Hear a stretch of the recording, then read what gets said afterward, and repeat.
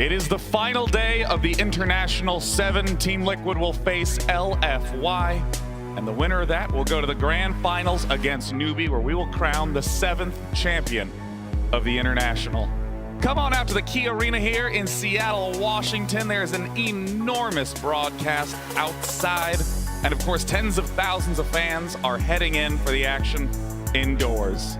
My name is Day9. I'm joined by Ake, Merlini, and PPD. And we have seen some insane upsets, some crazy close matches, and all around great Dota. How are you gentlemen doing this fine morning? Super good. It's just cold here outside. It is actually very cold outside this morning. It's been so hot, so bright all day. It's a little cooler here. We're a little shivery, but of course, Dota's happening soon. It's an exciting time. Yeah. We're here again, 12 months later, back at another TI finals. And if we actually take a look at what has happened leading up to this point, there have been some pretty surprise results. You know, some of the big themes we've talked about is Chinese Dota doing so unbelievably well. 3 out of the top 4 were Chinese teams. Evil Geniuses having a really heartbreaking exit early on in the tournament. What were some of the big upsets in your eyes? I think most of that Liquid made it all from the second round in the lower bracket to the lower bracket finals. That's just an amazing round, and we'll see if they make it the whole way. They've had a really nice run. I think we can be impressed by the wins that they've done in the lower bracket. But I wouldn't, you know, before this tournament, I don't think it'd be too surprising to see Liquid's top 3. Yeah, I mean, Liquid was expected to do well at this tournament, and their run in the lower bracket really displays that. Battling against Team Secret right when they hit lowers, narrowly winning 2-1 and continuing more and more and more. They just look better and better and better. They're not winding up in wonky drafts and tough situations. I feel like their last win last night was almost just a draft win. I thought LGD was going to present a bigger challenge than that. Yeah. So then I'm actually like, maybe Liquid is that good. Well, for any of you who are watching at home, please join in the conversation on all your social medias, Twitter, Instagram. We want to see if you're here. We want to see photos of the back of our heads on our Twitter feeds. We want to hear your votes for who you think is going to be winning the match. And Merlini, I haven't heard from you yet what you think are some of the huge results that have happened at this event. Obviously, Liquid going this far, I don't think we've given enough appreciation to the patch. I think there was a lot of skepticism surrounding 7.00, but with talents, adding a lot of strategic plays for heroes to be in multiple roles, and the shrines, adding this whole new element to the game, I think that we can all agree that this is one of the best patches ever. And there was 2 heroes announced yesterday, but I didn't really feel like there was that sense of urgency for the 2 heroes. Everyone normally when a patch is born is like, oh my god, when's the next hero coming out? When's the next patch coming out? But this time it's just a bonus. Yeah, it's been really, really cool to see the way that talents have really influenced everything. And of course, I don't think we've gotten the chance to see how the 2 new heroes will be playing out. And of course, everything disrupts the meta. Now, if any of you didn't catch the action leading up to today, let's take a look at what happened leading up to the final day of the International 7.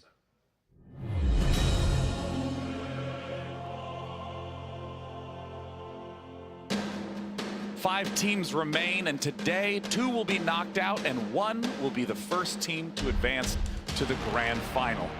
LGD versus Invictus Gaming.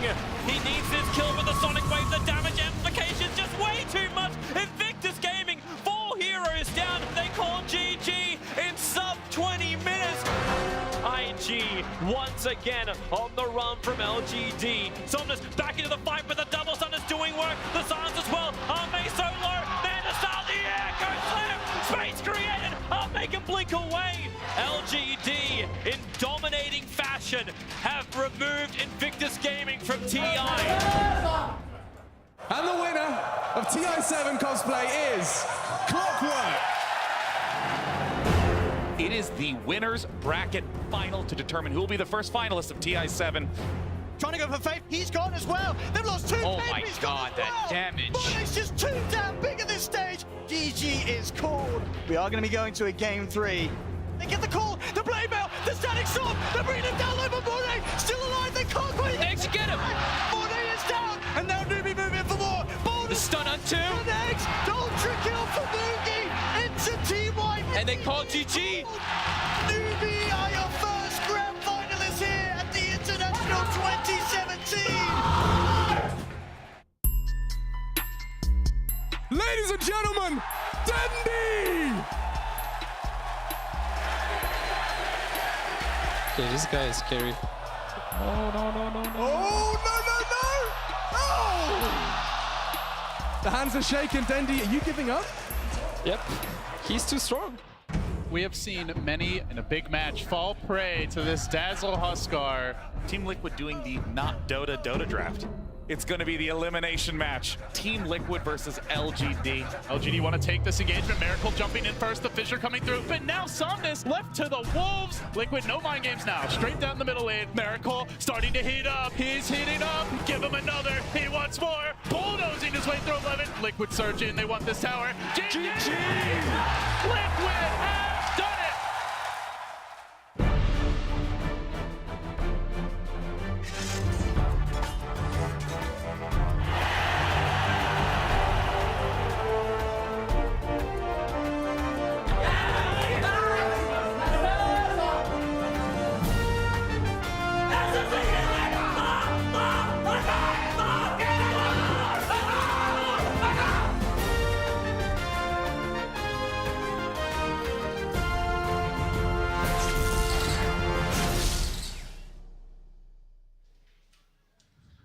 In days 1 and 2, so many of the players were very calm after their wins, trying to stay very focused and collected. But the closer you get to the grand finals, I love seeing these teams lose their mind after their winning matches. Watching Newbie advance to the grand final yesterday was a real treat.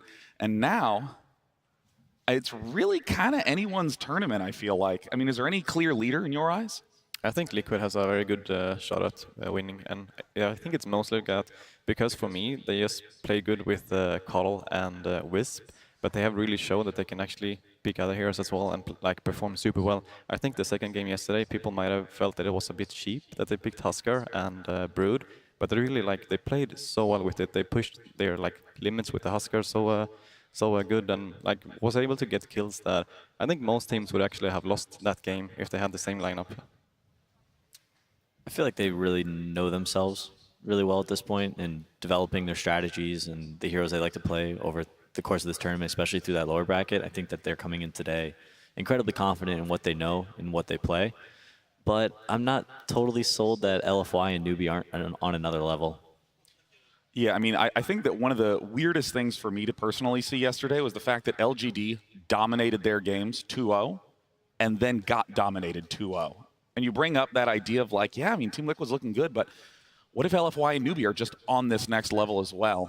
And of course, we have good old Coach Purge, and I want to hear your thoughts, Kevin, on what you think the top 3 is going to look like. Well, I'm not really sure where the finals are gonna end up, but I think the important match to look at from yesterday was the LFY Newbie match. I think there's a lot that Liquid can look at there to see, at least based on draft patterns and things like that, to see who's going to end up winning. Now, one of the crucial games from yesterday was Game 1 here, LFY versus Newbie. Now, Newbie had a good laning stage. It gave them an advantage, so a place that LFY doesn't have to play against very often, but it put them in this weird place where they're behind. In almost every single game of that series that they played yesterday, they had this fight between 10 to 15 minutes where the outcome really changed the tempo of the game based depending on who was going to go further ahead. And the cool thing that LFY did this game with their Medusa pick was because they didn't have defensive supports, they needed the focus to be on Medusa. And this works pretty well because she can get ruptured, and it's not that big of a deal because any damage that she takes is going to mostly reduce her mana and do a little bit less damage to her hero. And what she did was, with a really fast blade mail purchase, a very inexpensive item that is effective on heroes like Medusa because she reflects the full damage, it allowed LFY basically to force their overfarmed opponents to focus on her instead.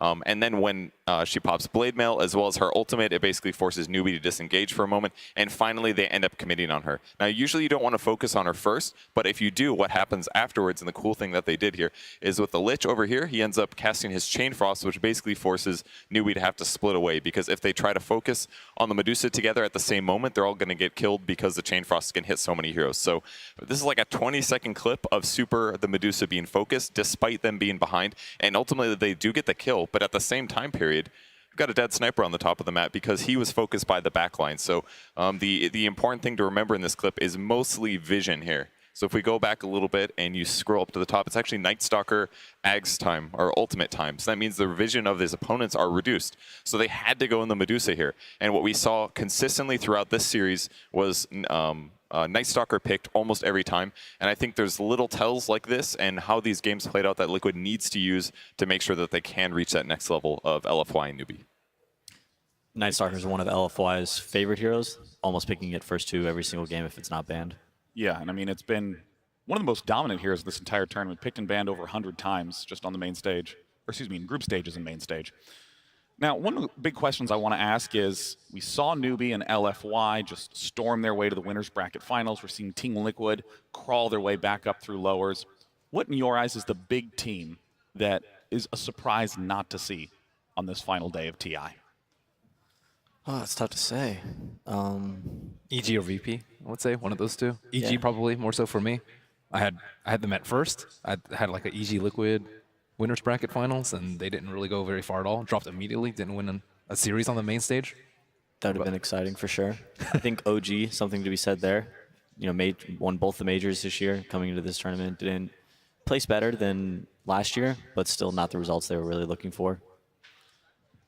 Also, it doesn't seem like there were that many instances of teams just falling apart on the main stage. A lot of them were very, very close games in the lower brackets. I mean, what is it that you think? What actually was the biggest upset of this entire tournament? Biggest upset.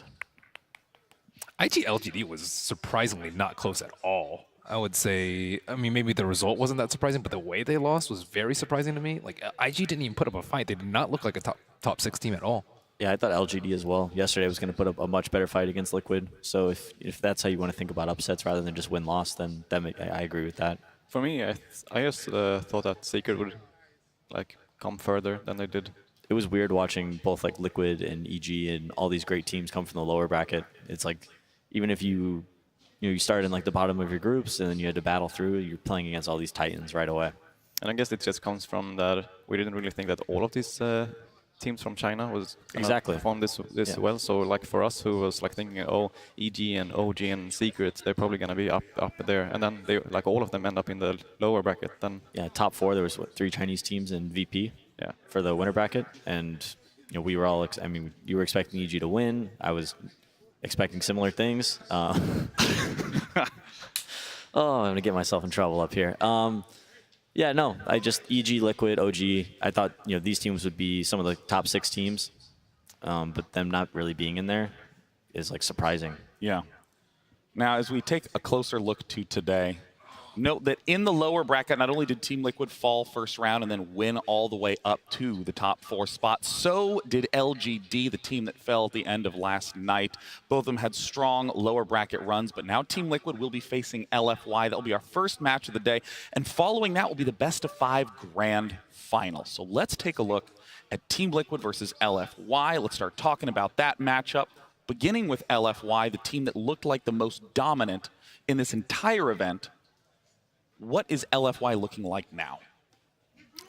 I mean, they're still one of the strongest teams for sure, and I think they match up quite good against Liquid with that they prioritize this NS pick a lot, which is actually very good against Keeper of the Light. So they might try to go for something like that they leave the Coddle and take the NS, but at the same time, other teams have actually tried this and they lost, so...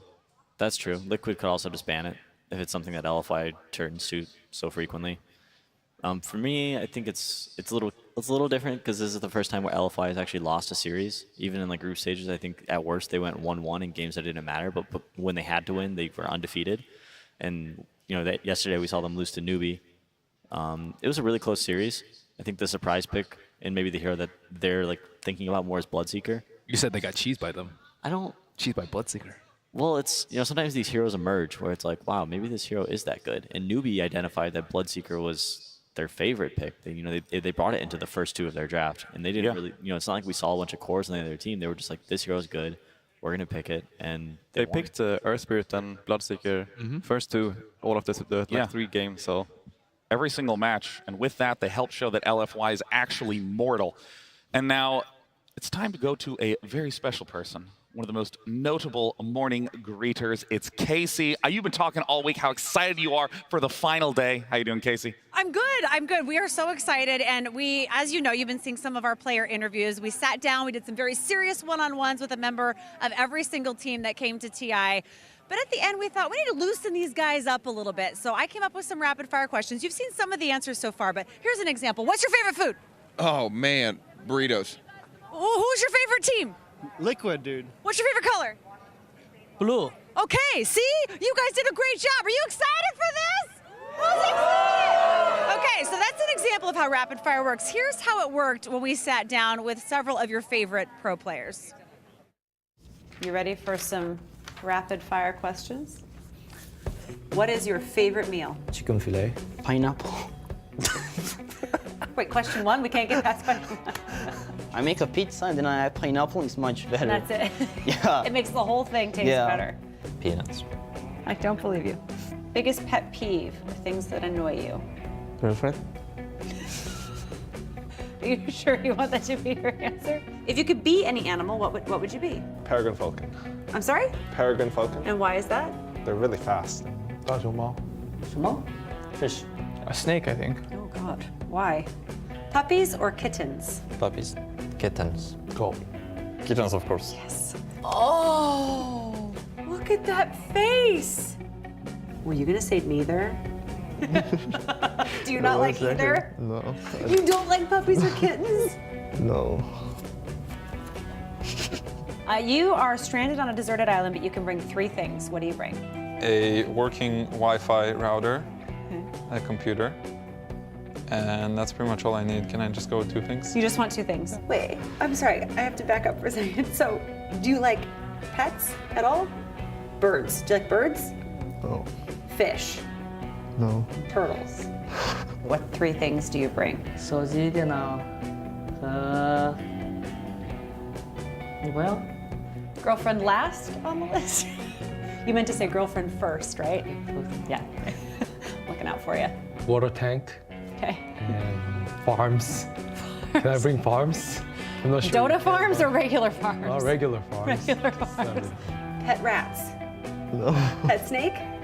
Toothbrush. Okay. Toothpaste. And pizza. Pizza to a deserted island. Yeah, so I eat the pizza, I enjoy the view, and then brush my teeth. You know what? That's not a bad answer. Phone, Wi-Fi, and cigarettes. Okay. Look at that. Huh? Yeah. It's good. Now do you like cats? I don't know.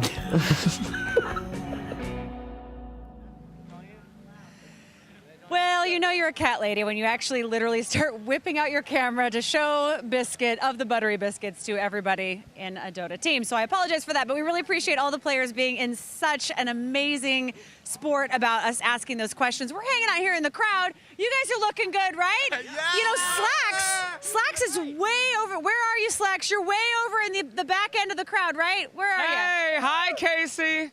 Actually, I'm right here, Casey. Hi. I'm right next to you. Oh, hey! Hi, hey! Inception. I'm here with the fans, too. We're on this side, sir. What are you hoping to see today here at TI? Some really great Dota. Yeah? Who do you think's going to win? I hope Liquid wins. Liquid wins? Is that where you're going for? Any words of encouragement? Go GH. Go GH. Nice. All right. What do we got here? Hey. Hello. Any words of encouragement out there? Yeah, GH God, go Team Liquid, woo! Woo! All right, fantastic. Come on. GH, shake him. It's all GH? Do we have anyone else that's not a fan of Liquid? Come on. Liquid. Non-liquid. Wrong place. Anyway, I had to go early yesterday, by the way. A traumatic experience happened to me. But I'm here all day today. Maybe I should show you. Why don't you guys take a look?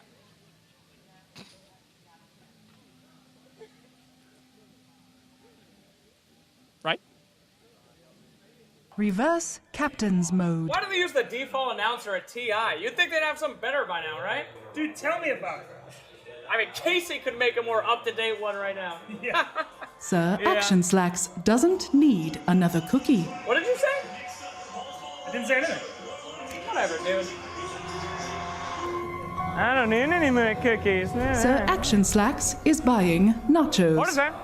That's nacho cheese, Sir Oh, Action no, this Slacks. is not happening. Sir Action Slacks is walking the concourse. Oh, what is that?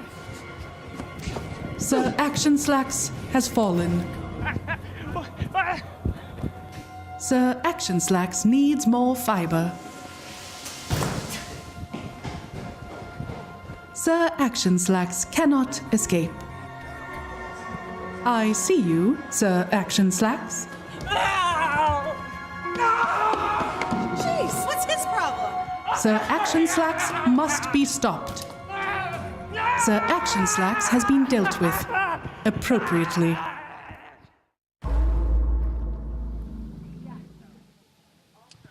Yeah, so it's okay. She's joined the other voices in the head, so no big deal there. But yeah, everybody's still funneling in there. And if we all ready for the dose? Is that the last man in right there? Oh, no, get out of my shot! Go LFY. All right, there we go. The last man. Hello. Hello. Are you ready? LF1. Yes! All right, LFI, the fans are in. The games are ready. Are you guys ready over there on the desk? Oh my God, we're so ready, Slacks. Thank you. Oh, hey, before you guys go, could I tell you a joke real quick? You had a horrible joke yesterday. Oh my God, it was actually only fun for me, I think. All right, check this one out. I'm ready. They say that the panel is real sexy, but I only watch it for the plot. That was another one of those that's more fun for you than for me. That one was Okay, awesome. thanks, guys. Great to see you. I'll see you around. You know, one of the things I love when you ask Dota players, like, okay, you're going to go to a desert island. What do you bring? As it turns out, all the people here in the top 16 teams of the International, they kind of just want to play Dota. And they want to starve to death. Some of them, right? Yeah, right. They want this Wi-Fi and computer. It's like, I don't need food or something. No, I was very ambitious to bring an entire farm. Like make a whole ecosystem, plan the entire thing out. It's a good plan. I remember Kevin was telling me that at one of the after parties there was like some PCs set up at one of the events earlier this year, and literally everyone just went and played Dota for 8 hours until like 5 in the morning. That was one of the best after parties. I love that. Yeah. We don't ever get to play. I never played with you. Either of you two. We played at the DAC LAN Center. Aside from that was a one-time thing. Oh, well, you're We welcome. played at Dota 1, right? Yeah, that was a long time ago. It's a different Merlini. It was enough for me. Yeah. Well, I think the players are much like us. We're just in the mood for some awesome Dota. It's going to be Liquid going up against LFY. And this is, I feel like, a battle of different approaches, different ideologies starting off the day. Feels like that is the reason why there's been so many games that's been like 2-0, because you can play the game in a lot of ways, and some ways are better against like some other playstyles. And like we could see that VP, they won like some games 2-0, like super easy in the upper bracket, and then they struggled in the lower bracket straight away. Well, I don't really think they had themselves figured out. That was like on day 1 of day 2 in Liquid. They weren't really picking any disables, and they were kind of. I wasn't a big fan of their drafts, but now later into this tournament, I think it's really come together. I think Krogi's on top of it. It's a little weird to see a team get progressively better as the tournament goes on. Well, I don't want to say better, but the games are getting more one-sided in Liquid's fashion. Yeah, you'd think, the better the competition gets, the closer the matches would get, but maybe Liquid is just figuring themselves out more, and everybody's just kind of waiting on them and saying, oh, we can handle them. And then when they get there, it's a whole different thing. Feels like it's just going to be tough for LFY to know how they going to approach it, because I think Liquid have won against, is it 5 teams in the lower bracket? And they're going to see that, oh, they were trying this and they lost. They were trying this and they lost. And they're going to try this and they lost. Yeah. I don't think they've played each other either, right? They were in different groups, and they didn't see each other. Right. They haven't seen each other in the brackets yet. Yeah. Finals day on its way. This is a big day for a lot of people. The last day of the International. Prize pool is higher than it has ever been. It is nearly 25 million right now. What do you do with $2 million as a Dota player? You play Dota till 5 in the morning. No, you get nice suits. No. You just play more Dota. That's the crazy thing. Is like a lot of these guys will end up here and they'll go party, and then tomorrow everyone will be chilling, trying to get over their hangover, and they'll just go play Dota in their hotel rooms. That has truly been the hardest part about this entire event, is that I've not played Dota all week. It's rough. Yeah. The International has a very particular way of inspiring people to play the game. Yeah, that's what made me play was TI. Yep. I'm looking forward to playing tomorrow. Well, you heard the horn. That means that the day is about to get underway. Our first team will be coming out to the main stage for the first match of the final day. Please join me in welcoming LFY.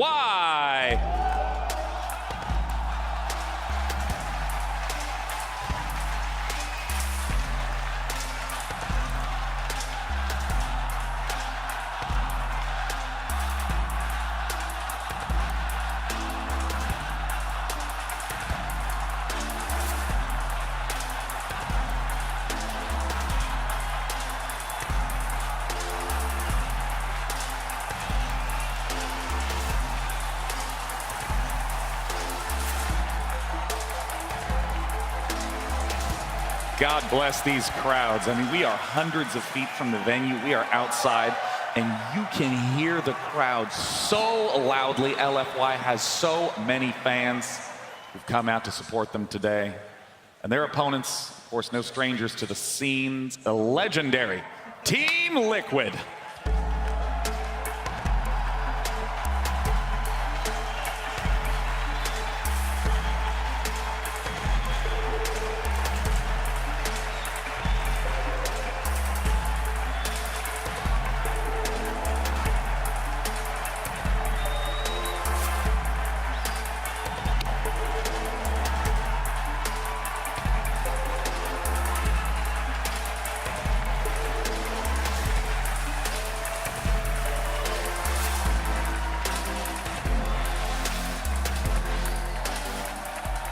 This team has been continuing to gain momentum as time has gone on. Kuroki appears to have figured out his drafting.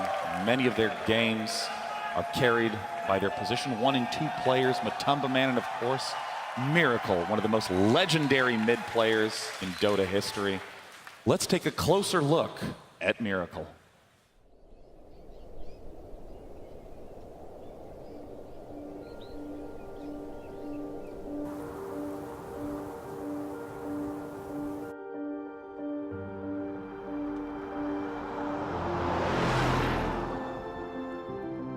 If you want to spend 20 hours a day for like 6 years, no matter what you do, you're going to be good at it. Especially when you have the talent. That's what happened with Amir.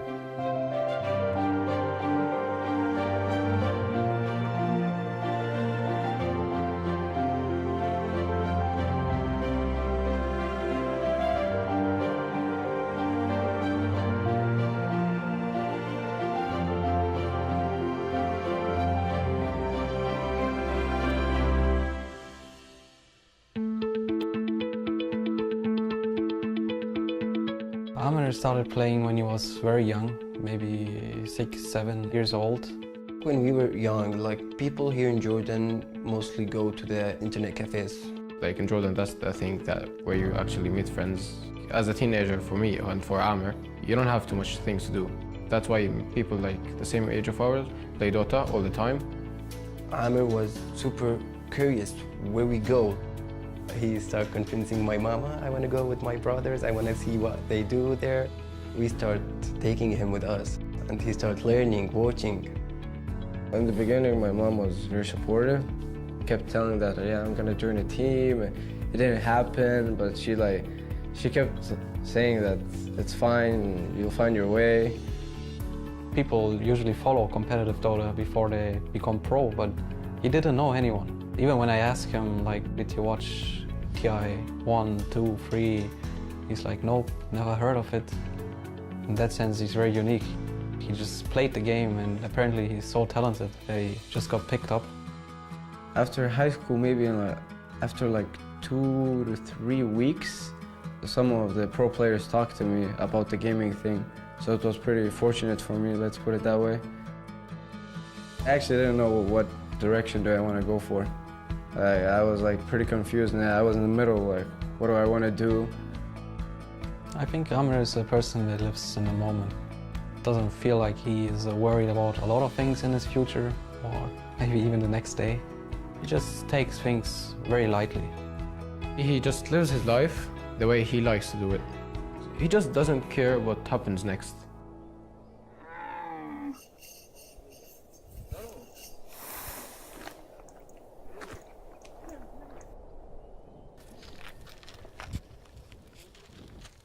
والله لك الله انط عليه نط هذا اوه حلو يا هلا يا هلا هذا شكله راح يعض علي اوبا ايش صغير وين عمر لا مالنا لو اطلع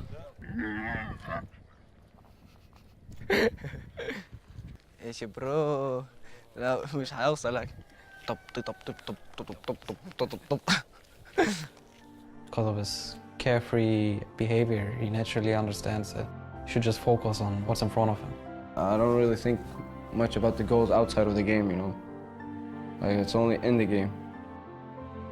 His level of focus is something uncomparable to any player I've ever seen. I've seen a lot of players grow and become excellent at the game, but when he looks at the screen while he plays, it's as if he's in the game, as if he's in the battlefield. It becomes a beautiful picture in the game. Most of the players play Dota because they wanna do something later. I wanna play Dota because I wanna win TI. He wants to win TI, but he just wins TI without thinking about winning TI. He plays Dota because he wants to have fun. Living in the moment, let's say.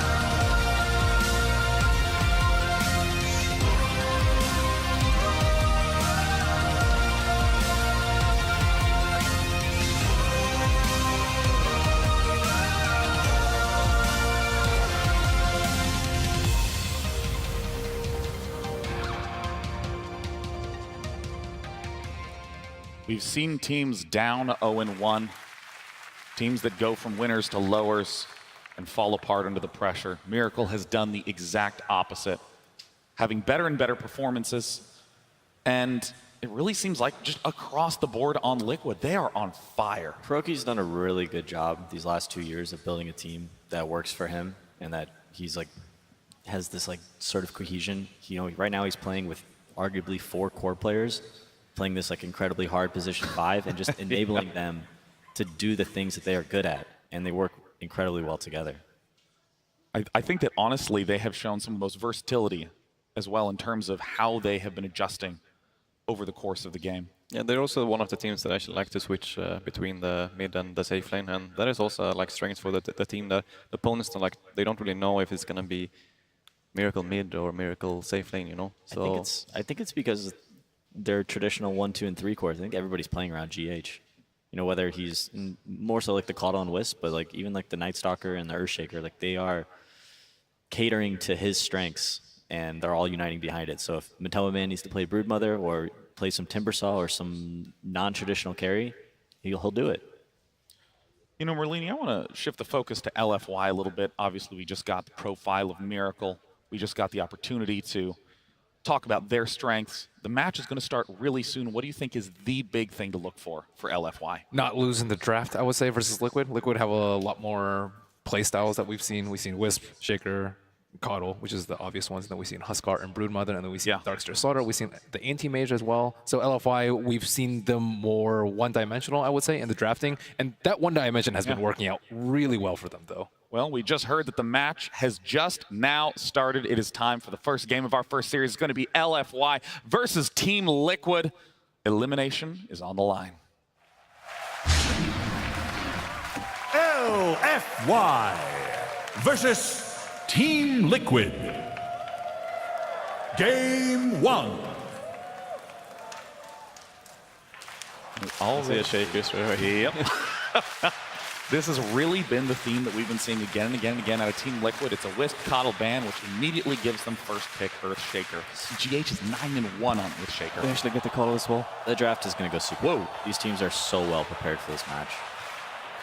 Well, looks like GH is not on Earthshaker. They first banned Necrophos. That was actually an issue that we saw too.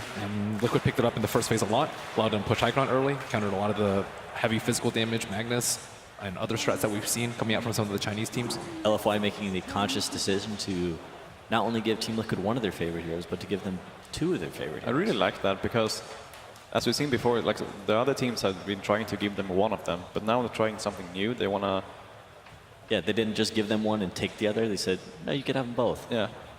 Let's see what you can do with this. This might be a little bit better for them too, because now they actually know what hero Mind Control is going to play. Because they usually pick up their 2 supports very early on, and now Mind Control being on the Shaker very likely makes the safe lane decision a little bit easier for them.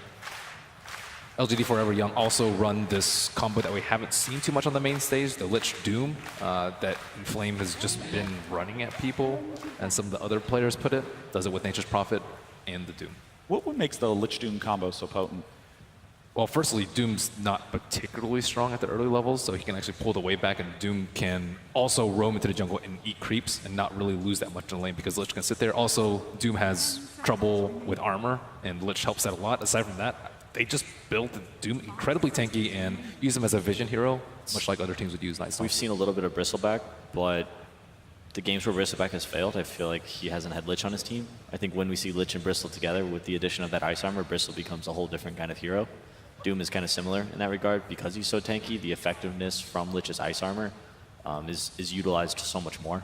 And Bristle is also something that Liquid has been playing together with the Call, but now, as Peter said before, they already have the Shaker, so... And Shaker most likely won't go mid, I guess. I mean, it can go mid, but it's not really the miracle hero, I would say. Yeah, I think up against the Lich, I think Liquid should try and probably keep Miracle away from that lane, you know, wherever it might be. So having some flexibility in terms of laning phase would be good. The puck could easily go to any lane, though. LFY's turn to pick. LFY is really targeting like these heroes that Liquid has been playing around with the Necrophos and now Husker as well. And I think it's the right approach. Really just getting team specific. You know, this is, you know, we're worried about you know, picking these heroes with your 4th and 5th picks and just eliminating them and not having that kind of like scare factor. I guess Lycan is the only hero left that Liquid has really been playing a lot that isn't banned. Other than that, then they've been playing the Necrophos a lot on Matumbaman. Yeah, I like that Necrophos ban. We've seen Liquid play that a bunch of times, and they're winning games before like 20 minutes. Just so much sustain and so much. That hero is so strong in lane. LFY also has the advantage of having so much information about Team Liquid drafts. It's seen in so many different ways. There we go. We have Afu picking up the Earth Spirit. One of the most notable plays of the tournament coming out from him with the Aegis steal. It's pretty epic. Who did the rock and the Kaka? Yeah, that was awesome too. 2 Earth Spirit plays. It's a very high finesse hero, right? If you're really good at it, it'll show. High skill cap. And if you're really bad, it also shows, right? 10 seconds remaining. It's not my. I've seen that before. It's not my hero. Kuroko's also getting one of his signature heroes here, the Rubik. He hasn't played that much this tournament, right? No, not very much at all. And then that'll be. I think I've seen him play at least once though, and he played great. He used to be one of the best Rubik players as well in the past. He might still be, but he was regarded as like the best Rubik player for quite a while. Yeah. Team Liquid. But that's some nice instantaneous disable up against Puck. Makes him a little less elusive. These 2 cores with Puck and Nyx is super good against both Call and Rubik. They can jump in and kill one of them straight away with Infest Bomb. Yeah, GH on his Call, you know, we always talk about the Aghanim Scepter, but he actually almost every single game goes for a 4-staff first. With that Puck Dream Coil, with the Nake's Bomb, you know, Caudle can 4-staff away, but he's going to get stunned, and they'll be able to catch up to him. I mean, the Puck Lifestealer combo we've seen before, not run with Puck mid and Lifestealer safe lane, but actually having that last pick be another huge farming hero like Alchemist. We've seen that. Yeah, Lifestealer can act as almost like a semi-core. He doesn't need to be this hero that takes everything. He works pretty well in dual carry pairings. I think he's one of the one position's carry of choice versus keeper. You don't have to worry about the mana leak or the blinding light as a Lifestealer. It's very, very nice not to have to worry about that. Normally, you just have to get BKB or MKB, usually both versus keeper going into the late game. What are some carries from Liquid that you might like from or up against LGD? I thought maybe Matomi could play Terrorblade, but that's a little bit out of his norm this tournament. Lycan, I would say, is because pairs up quite good against the Nyx. Yeah. Yeah, Lycan would make a lot of sense here. Troll's also pretty good. Troll as well. Yeah, Miracle could still play Troll. BKB hero seems very good versus our first 3. Yeah, definitely. Until Puck gets Ags. Yeah. So I wonder if Super's going to be playing the Puck. Do you think it's going to be Super Puck or Inflame Puck? Because right now they don't really have great tower hitters. They have last picks. So I think that they're going to leave that as an option. It feels like that it's best to have it on the offlane when it's with Nyx, because if you have it mid, like you really want to get this dagger and then go with the Nyx to get a kill. But if both your mid lane and your safe lane is like out ganking somewhere, it's quite obvious. Bloodseeker, been a very popular pick just late in the tournament. Newbie showing great success with it up in winners, knocking LFY down with it. He's a pretty solid hero against Lifestealer. I feel like it's not that bad for Lifestealer. Because he can just kind of sit there and man fight, and even if he's running around hitting people, he's still life-stealing. Infest as well to try to exactly dodge the Rupture. I think you'll almost always get the jump on the Bloodseeker rather than the other way around, though. I think with the Lifestealer, it's pretty nice. Yeah, he's gonna stay hidden. But yeah, Liquid getting a little bit pushed out of what they have been mostly comfortable playing. Yeah, most of the times when they've been playing this Coddle, they have this push lineup with Necrophos or Lycan, so they just wait for GH to get his Args and then they just push during the day. But here is a more like team fight oriented lineup with a Bloodseeker. Fury on the final ban, getting rid of mind controls, or I guess. It's pretty interesting that they think it's going to be a mid shaker. Yeah, yeah. Well, regardless, Furion is one of Liquid's best heroes. It would pair decently well with the Bloodseeker in terms of like what carries you need to win the game. Lots of building damage, some split push, some catch. All good things. Team Liquid taking their time with their final pick. Yeah, they've got a ban here, and then they have to pick immediately. And they've got to think, what's another hero we want up against Lifestealer, or do we already have enough with the Bloodseeker? They could still go for Team Liquid's turn to LFYs. All right, Lone Druid. He's a hero that's been banned against Team Liquid very high percentage of the time. Wisp, Coddle, Lone Druid, I think are the most frequent ones against them, and a Sniper. Choose your hero. So it looks like it will be Sniper mid and Puck probably in off lane. Team Liquid is actually lacking quite a bit of gap close for that Sniper. They don't really have anybody that's going to be able to get on top of him. They have a Sniper them like Cells with a Lone Druid, right? Oh, that's true, but he sometimes plays Radiance. Fair. Yeah. The I've seen well, him do the like range build a couple of times as well. It's time to get game one underway. It is the first of the games of the final day of TI7. Welcome to the floor of Key Arena. We are here in Seattle. 24, nearly $25 million in prize money available at this TI, and 18 million almost of them to be claimed today. But Bloomy, this is the day when legends are born and stories are written or end prematurely. Liquid facing LFY, Newbie waiting as the final bosses in the grand finals. This crowd is already very into it. We got one of the most amazing crowd here out of all Dota lands. I speak for everyone that we just want to see good Dota, but that's boring. We don't want to see good Dota. We want to see beautiful Dota. Perfect Dota is what we're looking for today. But before we get into that, let's get some cheer for LFY. Let's hear it, guys. And of course, it is an aquatic themed TI, so I think we'd be remiss if we didn't see how many Liquid fans are in the house. Team Liquid getting that home crowd advantage. Maybe a little bit, but... Maybe a little, but only a little, and what they maybe lack in numbers here at the venue, they certainly make up for with the volume department, as the LFY fans are very anxious to see their team advance. So we get into the Dota now, Lumi. We can talk a bit about these picks. Mr. Ho-Ho-Ha-Ha coming through again. We saw him yesterday.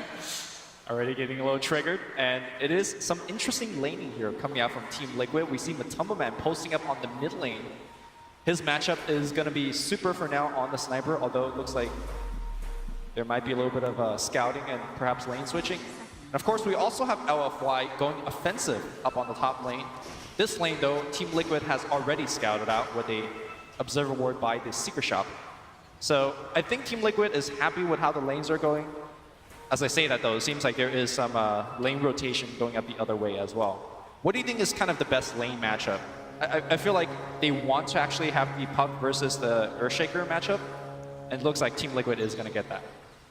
For me, I look at LFY, and it's maybe less about the matchups. It's more so about the rotations. Will Afu find those early openings to set them up for success? He has been hugely impactful on the Earth Spirit, and probably the same thing for Liquid here, with the Rubik potentially being able to rotate around, set up some early kills with potentially a Fissure to follow that up. But for now, at least, it is going to be the Lone Druid versus Sniper showdown, and this has been a hallmark of Team Liquid and their versatility coming into play, where Matumba Man can sit in that middle lane as a brood mother, a lone druid. They are not fixated on having him in like a traditional safe lane every game, one position type of role. Yeah, the big difference is that I think this lone druid is very gankable in the mid lane, especially to a hero like Earth Spirit. Sure, you might not kill him in the first gank, but definitely a lot of harass that's going to be coming through. Meanwhile, on the bottom side of the map, Inflame is just having a really tough time.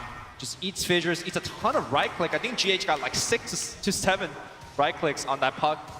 Has the phase available, but simultaneously, Miracle also struggling, but the beauty of the Bloodseeker is you just get a few last hits and you'll be right back in it. Azafu looks to equalize the score, gives Mind Control some early harass, but he also takes punishment from Gandalf.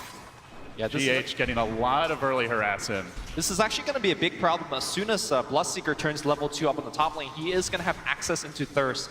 And suddenly, I think LFY top lane might crumble a little bit thanks to the big boost of movement speed. They are getting aggressive here. Miracle going in on DDC. Liquid looking for the first blood. The Frost Armor is going to save him, it looks like. But at the same time, Monet unable to punish fully here. Frost Armor certainly will be quite the nuisance for the Lone Druid, for the Bloodseeker, as this game moves along. So a duel here top. Seems like Monet is getting that edge and harass, but just one quick change of auto attacks, Miracle will be right back in it. Miracle seems to be struggling in terms of the last hit department right now. Of course, the Lich is a big part of that, and every time he does come in for that last hit, just eats at least 2 to 3 right clicks from the Lich as well as the Lifestealer. So they're doing a good job to slow him down. Our first runes of the game spawning, just an illusion top for now. Super still holding mid, and so far this mid lane looking relatively even. So while we have a moment here, Lumi, let's talk about the Sniper pick. Why Sniper, do you think, for LFY, and how good is he going to be in this game? It's not a hero we see all that frequently. Well, there's not a really good way for Team Liquid to gap close. I mean, you have Blink Shaker, maybe the Rubik could get close with the lift, but apart from that, if Sniper's position is good enough, he's just going to sit in the back line and just snipe people non-stop every day. So it's a great Sniper pick. I think Rupture could get close, but Miracle needs to really come in from some awkward angle to actually catch the Sniper. Yeah, maybe we'll see a Shadow Blade here at some point on the Earthshaker. Those mobility items normally are common. It's Inflame. Bit of a juke here on GH. Gonna try to pressure him on the back of this. He's gonna have an orb pulling down soon. This could be the first blood. The fissure comes through. Well, it might be the first blood the other way. Inflame's gotta get the hell out of there. Nice dodge with the phase shift. Now Mind Control still pursuing him through the trees. Looking for the Enchant Totem connection. Not gonna find it. Dangerous moments as that Earth Spirit could be rolling in any second. He's actually gonna roll away. That will send the Keeper packing back to the base, at least for now.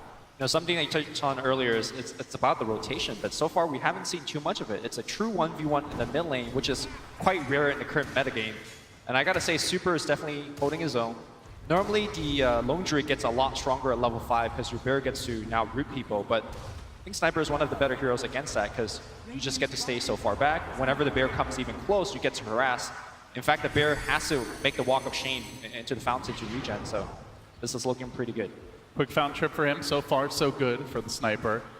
Of course, with the Lich, if there's no kills, you should be passively winning your lane. That said, the Lifestealer slightly down on CS, so pretty early days here, but relatively even start thus far. No major advantage being accrued by either team. Does feel like it's going to come down to some of these rotations. Where does that first Rupture go? Are they able to find a puck pick-off with the Dream Coil? Maybe the supports, the dual ES initiator type heroes can get involved. We'll see. But I mean, everyone pretty content to stay in their lanes. Inflame is going to have to silence Mind Control. They get fissured up a bit. An off-lane Shaker, though, still looking to apply the pressure. Phase shift comes through, but he still gets clipped by the light. Not quite enough damage just yet, but the pressure is there, and this puck is constantly running low on regen. Same time, he is CSing well, so he's able to afford some additional when necessary. You say passive game is good for the Lich, but at the same time, as an Earth Spirit team, you definitely want to be able to convert some of your early rotations to kills.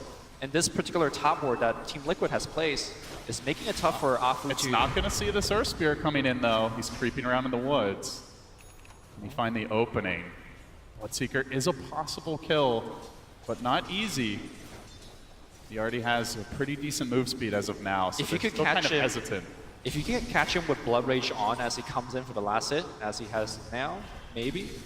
They don't have a whole lot Open to boost to disable start though, things so up. they've got to time this just right. And Miracle dueling it out with Monet. They're going to try and save that boulder smash, rolling forward. And now Miracle getting stunned up. He's a little bit too fast though, because in the bottom lane, they're diving the pump. The pump may end up going down in flame.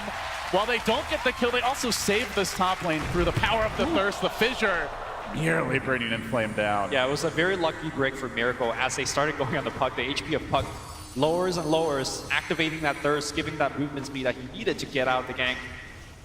Very, very slow early game, despite the fact that both teams are aggressively looking for that first blood. We've seen some of those early rotations, not yet netting kills. Now Matumba Man getting aggressive on Super.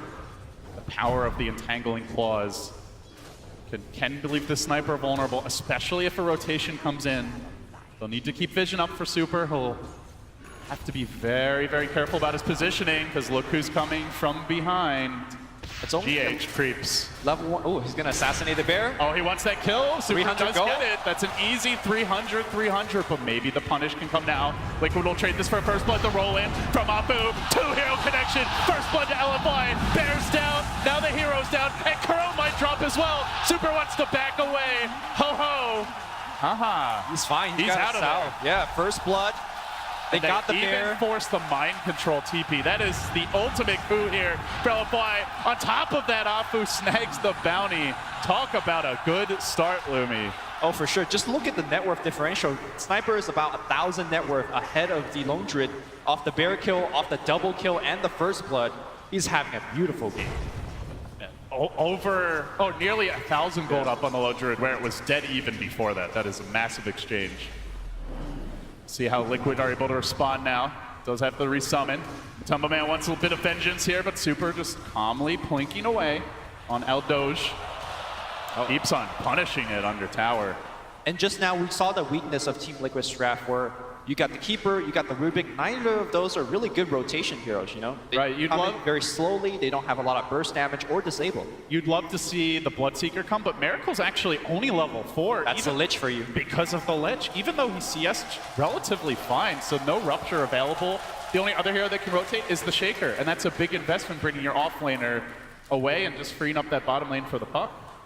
So LFY, it seems like kind of hinging on the sniper and the early movements of Afu, have been able to gain an early advantage here. But as mentioned, it is early. Only 7 minutes in. We still haven't seen Liquid ramp up. So many times, Lumi, they've even been very far behind, and then all of a sudden, GH gets that Aghanim Scepter and things completely change. So definitely don't write Liquid off by any means.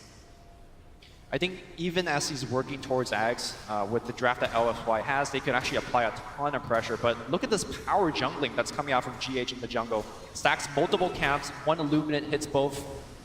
I mean, that force stamp is coming really soon. This guy's a tunnel god. Yeah, that's how you do it, boys. Already level 4. He's basically there with Miracle, which is probably not what Liquid wanted, but they'll be happy that GH has his good start nonetheless. He is missing some of the experience that he's gaining from the left camp, but you know, for Kato, he's worried about gold. Okay, here comes Afu. Afu's great. I'll have some of these. Leeching it up. Might even be able to steal more. And in comes the rotation. They don't want Afu to get this for free. Lone Druid flanking him from behind. Up the ramp comes Eldoge, rolling away to the right, and a TP out. No chance of stopping Afu. The Shaker currently at the tier 1. Too far to rotate.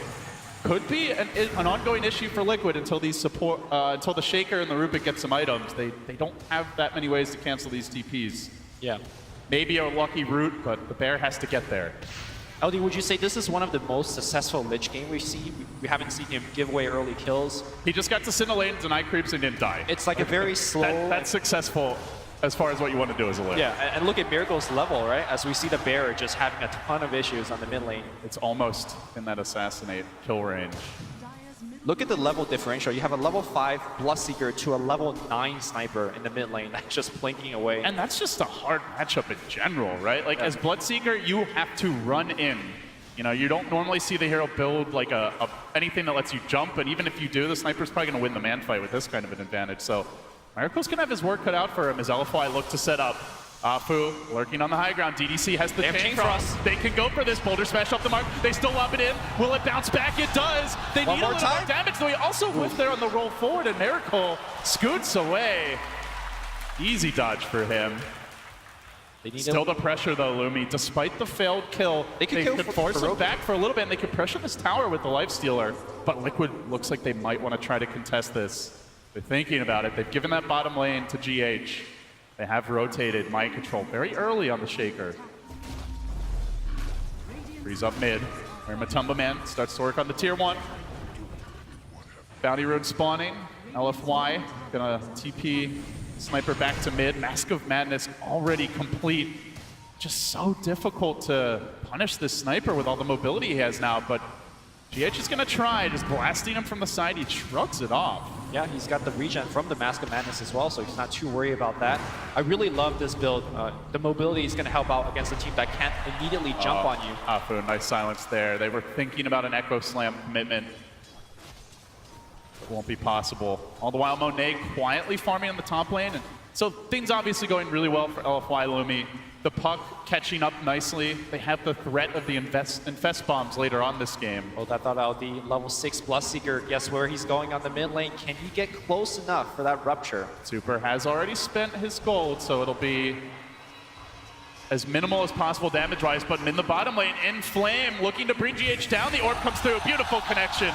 Scores the kill, but they might get the trade. They need to kill this Sniper off. Rupture, flipped into the claws, stands his ground. He will fall. Super down for the count, and no ability to punish with that puck coil committed. In Flame ports back in. Even getting rooted here. It's fine. Well, John Wayne, meanwhile, top. Dive in from Afu. They see the opening. Shaker has the Echo ready, but LFY bringing in the Lifestealer. Boulder smash through. Could go for the Rage play. Will they have the damage to bring him down? There is a Chain Frost. Might just want to lob it in. No, the silence time just right. LFY leave no stone unturned as they take down the Shaker. EDC will pour it out from that Blood Rage. Yep, he's out. The Blood Right, rather. And everyone gets out clean. Back and forth exchanges around the map. They do kill the Sniper, but again, he had already spent his gold. He's still over 1,000 up on the Lone Druid. In fact, look at the net worth. All 3 of LFY. They're moving on to Miracle here. Open wounds to start. Rolling Boulder forward, and now Afu commitment with the kick. Scores the Miracle kill. Oh, one more hit. They will get it. Gets him again. This is not the kind of Bloodseeker game that we've seen on the road to the finals. Not over yet. Mid lane Puck has an Invis-Ream. He scouts out Matumba Man. Coil is available. This is not a solo kill. Yeah, he needs a Sniper to be nearby, but Sniper, it's like, I'm gonna sit in the mid lane. If Matumba Man comes back to mid, perhaps they do go for that, but instead there's a dire scan bottom. They're gonna rotate that way. They maybe dodge the skank and get a tower. Still, as good as the game's been for LFY early, they've yet to take a tower down. There's a lot of teleport scroll on the side of LFY. They could just coil and port in. There is the one. Do they want to, though? It's already too late. Tower's down, but maybe they can at least get the kill. But Matumba Man caught out. Could be another death for the Bear. Tries for the TP. Not gonna happen. Matumba falls once more, and still LFY grabbing their own tower in the top lane. So they do answer back. A 1-for-1 tower trade, but the kills, those precious kills, are all going LFY's way. This is a fairly common sight for Team Liquid. Whenever they run the Kotl, they do struggle in the laning stage. They do tend to fall a little bit behind in terms of kills, towers, and net worth. But as soon as that Axe comes online, the team just roars back. Yeah, he does love to go for the Force Staff first and then into the Axe. Just get that utility item to help your team. As they converge on the bottom lane here, they're trying to set up. Looking for the Shaker pickoff. In Flame with the rolling boulder. Beautiful connection, but the interruption might come through. First, committing the Earthshake Assassinate. ultimate. Assassinate finishes the job. A little bit of extra damage. All they need. Afu will fall. Sniper has to back away as he watches the Fairy Dragon get shredded. And while that was all happening a bit earlier in the mid lane, GH did deny the tower. So that was another tower down for LFY, but the gold will be diminished. Yeah, that was a critical death here on the Puck. He's so close to the Blink Dagger, sitting at 1500 after the death. Had he actually made it out from that gank, that would have been really good for LFY. Instead, 2-for-1 trade, good recovery here from Team Liquid. But the question is, what are they doing for this Sniper? Like, he is just free farming. Nobody's actually successful at ganking him, apart from that one gank on the mid lane. I don't think that's enough here to slow down Super. Is there a point for you this game, Lumi, where Sniper kind of enters God mode? You know, where he's just so strong that no one can get in range of him? Like, we have seen those Sniper games, especially back in the old ho-ho-ha-ha days, where he just would sit back with a Mask of Madness, BKB, a couple of key items, and someone walks towards him to initiate, he just kills them before they even get in range. I think it will be super hard for him to get to that point. Hold that thought, Afu. Finds GH. Good force that, but he's up on a cliff. Do they actually know that he dropped the ward? Yes, Chain sir, Frost they is there. certainly do. The blinding light is there, pushing them away, and Monet tries to claw on him somehow. Those paws reaching up the cliff, the invest from distance. Monet, that was a beautiful piece of art. Gets the kill.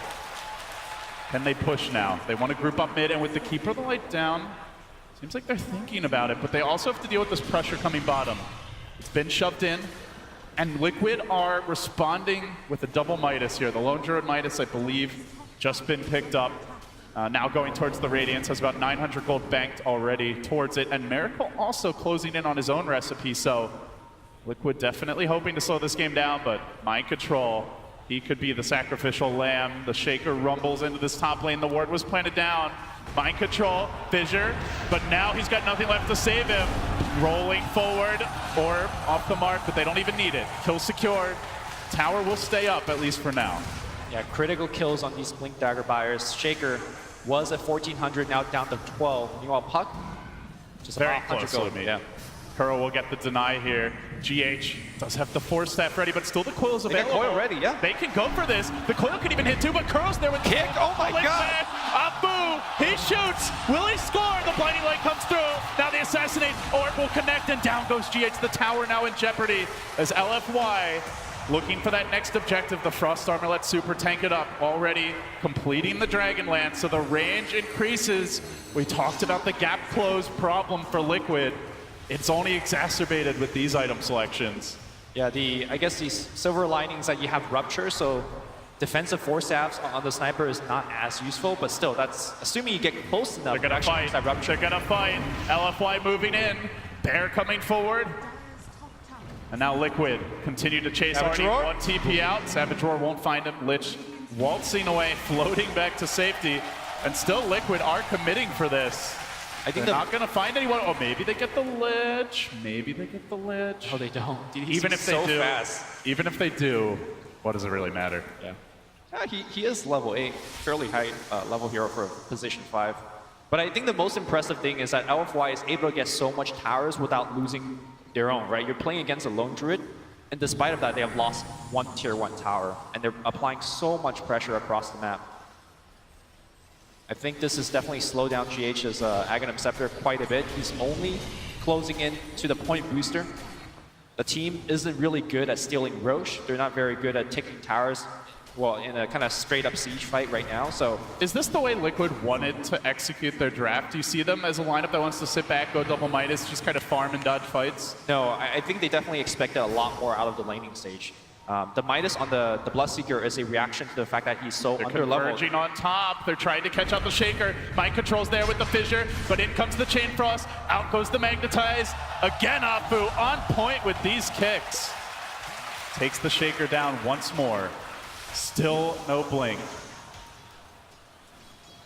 We've seen blinks as early as like that 13, 14 minute mark. You go back to that XXS off-lane Shaker game.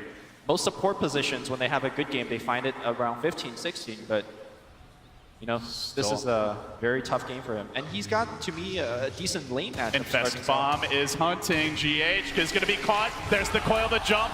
And another kill. LFY continue to punish. You mentioned the importance of Blink Dagger, and it's just LFY able to constantly pounce here now. And the thing is, LFY is able to do this without having any vision into the Radiant jungle, or Dire jungle, excuse me. Team Liquid is going to get spooked. He's like, how are they seeing us? Where are they constantly finding us? They might need to go into D-ward, but there are no wards to be dewarded. As this is happening, LFY continues to apply pressure. They're converting these into tower kills. The tier 2s are now both down mid and top. It, in theory, opens the way for Roche. Though you do look at LFY and say how they're not a very fast Roche team, really. No Midas armor here. They're tanky with the Frost armor, but it's something that Liquid could potentially respond to. Yeah, Monet is also not working for a Desolator, which you sometimes see. I think objectively, they're just looking to kill people and apply pressure as opposed to, you know, taking buildings. Not again. Miracle. Not again. Miracle trapped out once more. LFY, no mercy. Throws in a wayward Rupture, but in Flame shrugs it off. Does not care. Well, Team Liquid needs to resort to split push. That's kind of what they're doing. They do have some very good vision in the enemy jungle. In fact, this one will scout out super. Do they have enough to get the skill? They need this skill. He's out a bit far, but he slowly works his way back to the left. And Liquid are too scared to walk down that hill. You compare it to game 2 yesterday, Lumi, where that was the no-fly zone for their opponents, but they don't have that broodmother infestation. They don't have the 11, 12K net worth advantage. And they don't really have the reliable initiation. Yeah. The Blink Shaker is so important, and they just don't have it. Finally has picked it up. Mind Control just got it now, so perhaps Liquid can start making some plays. Yeah. This could be the start of a comeback. I love the vision over here. This is where they're going to live for the next couple of minutes. If they get super once or twice, or maybe get the Lifestealer once or twice, they could be right back in this game. Because now your bear is also big enough where you could convert these kills into very quick tower pushes. The Relic is, to me, flying in as well on the corridor. Liquid mustering reinforcements. At the same time, like, they have invaded this LFY jungle, but it's almost as though they don't have an alternative choice. They smoke under a ward. Liquid could catch LFY napping here as they rotate. Bear out in front. LFY keep on going, still that smoke. And Liquid retreat. Do they want to spring a trap here? They're setting up with an Illuminate. Ward's getting planted as they look to breach high ground. They're lacking the Bloodseeker for this fight, and in goes the puck. The smoke's gonna break. Orb coming through. He finds Mind Control. They get off the silence. LFY, the gift that keeps on giving. Another pick for them. This is really reminding me of that Mind Control. Radiant Scan even found someone bottom. Okay, Sniper, He's hiding Shrapnel. in the trees. DDC's hunting. Shrapnel coming through. One more Shrapnel. Scurrying the hell back towards Everyone safety. is out. TP, get the hell out, Liquid. The Ward, meanwhile, does see that lone druid mid. And Afu is looking for a further pounce. LFY, they're the ones constantly going for these ganks, going for these initiations, and they find Matumba Man. Savage Roar's there. Hugs coming in Gets here. him back to safety. Now the Boulder Smash forced out. And now the TPs come. They do have the Shrine. This could be dangerous for LFY, and they know it. They're going to back away. Even though these kind of moves are not really converting into kills for LFY, they are still applying a ton of pressure where GH doesn't get to stack camps, doesn't need to get to farm. And they might just get this tower bottom. Like, they will get it. If they get no kills out of that sequence of events, and they will, Monet grabbing the tier 1 in the bottom lane. That's 5 towers for LFY. Liquid have taken 1. Yeah, they're also doing a very good job to make sure that no split push is happening. That's something that Team Liquid has been very good at.